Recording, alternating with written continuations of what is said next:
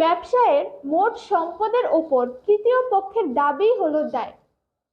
অর্থাৎ এক কথায় বলতে গেলে, যখন তোমার ব্যবসার কোনো পাওনাদার থাকবে, বা পাওনাদার বলতে যে হচ্ছে আমার কাছে টাকা পায়, বা তোমার ব্যবসায়ের কাছে যদি কেউ টাকা পায়, তখন ওইটাই তোমার জন্য দায় হবে। কারণ ওইটা আমাকে একটা নির্দিষ্ট সময় পরে কি করতে হবে, পরিশোধ করতে হবে। তো এটা হচ্ছে আমার জন্য মাথায় কি একটা বোঝা, এর জন্যই হচ্ছে এটা আমার জন্য কি দায় হবে। তো দায়ের একটা উদাহরণ হচ্ছে পাওনাদার। কারণ যখন তুমি বাকিতে পণ্য বিক্রি করবা, ধরো তোমার একটা দোকান আছে, মুদির দোকান, সেখানে তুমি বাকিতে আলু কিনছো, ঠিক আছে? তো তোমার অবশ্যই কি করতে হবে, আলুর জন্য পরবর্তীতে টাকাগুলো পরিশোধ করতে হবে, ঠিক আছে? তা এটা কিন্তু যতক্ষণ না পর্যন্ত আমি টাকাটা পরিশোধ করছি, তো ততক্ষণ পর্যন্ত কিন্তু এটা আমার মধ্যে একটা বোঝা যে আমাকে টাকাটা পরিশোধ করতে হবে। তো এই জিনিসটাই হচ্ছে কি আমার দায়।